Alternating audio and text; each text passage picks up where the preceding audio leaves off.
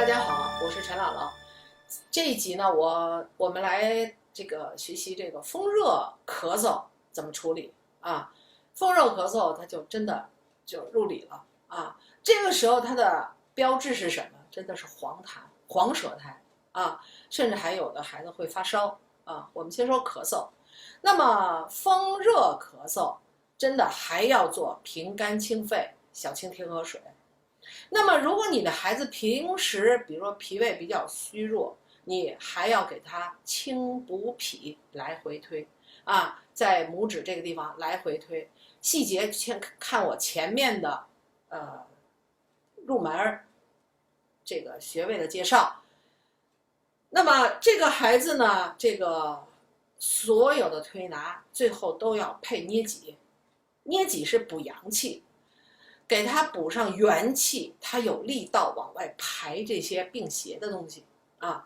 那么这个已经进入里边了，已经黄色的舌苔、鼻涕和痰了，咳的都是黄的了，你要给它清啊。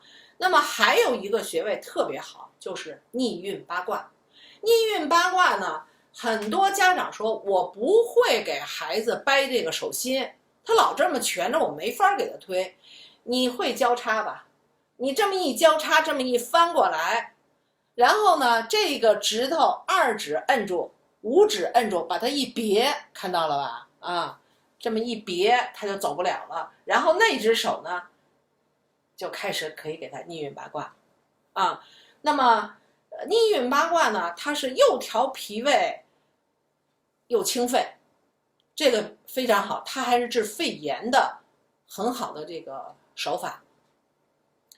那么这个如果说你这个孩子他平时饮食不好啊，不爱吃饭，消化不好，你呀真的得清补脾啊。那么这个是风热咳嗽的推拿啊。那么还有呢，就是这个风热咳嗽呢，可以用什么呢？可以用川贝蒸梨。有的妈妈呢，孩子一咳嗽上来就川贝蒸梨，你知道那个川贝是寒的，苦的药基本都是寒的，是吧？那么这个川贝蒸梨跟花椒蒸梨是相反的，那个花椒是驱寒的，这个川贝进来呢是驱热的。那么所以说我们的咳嗽中医要讲辩证，是寒呢还是热呀？这是起码是表啊还是里啊？这起码是八纲辩证里的，对不对？多少要有一点辩证知识。那么有的呢就是舌苔淡淡的有一点黄啊，这个你要看到哪儿呢？舌苔的1/2的地方，不是看舌尖儿。好多人我一问他舌苔颜色，他告诉舌尖是红的，那叫舌本质，要看上头那层膜啊。那么很多的孩子前面是白的，1/2处那是黄的，往里看，好吧？这个要细心一点。那么它里边已经黄了，你就要改方子了，好吧？你说我搞不清楚它是风寒还是风热，你分阴阳啊，对不对？你分阴阳，然后它只要有一点点淡的黄，你就用风热的手法，风热咳嗽的手法，风热感冒、风热咳嗽的手法都可以用啊，加上分阴阳。那么这个川贝蒸梨呢，我的经验是，半个梨也是一切两半，把核挖掉啊，把这个1克，就是大概1、2岁的小宝宝，2、3岁以下的，不是3岁以下，也不是特别厉害的那种，风热咳嗽，就是同仁堂的那个川贝粉，就1克。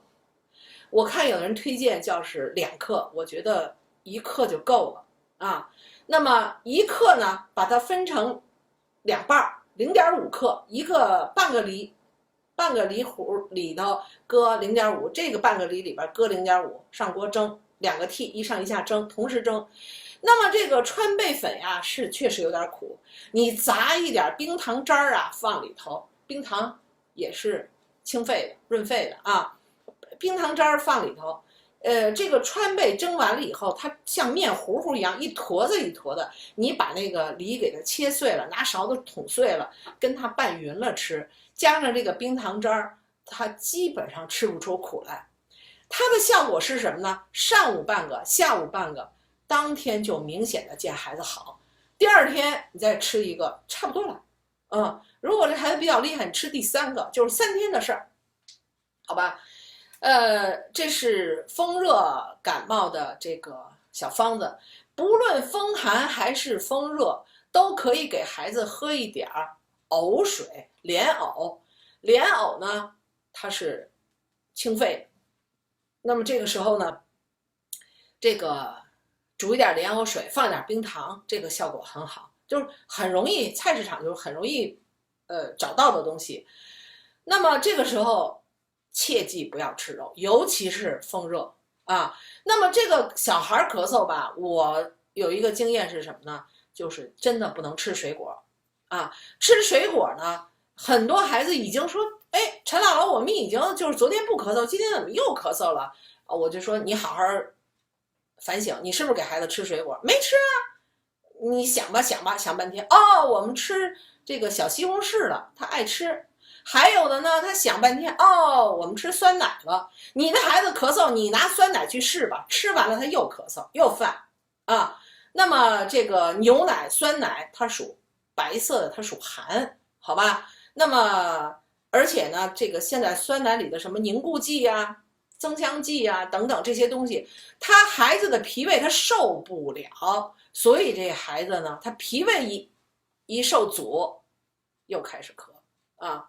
孩子大多数都是脾虚咳，都是因为脾胃的事儿咳嗽啊，积食咳，我后边就要接着讲了啊。好，那么今天呢，这一集呢，我们就讲到这个风热咳嗽啊，风热咳嗽和风寒咳嗽，你说我搞不清楚啊？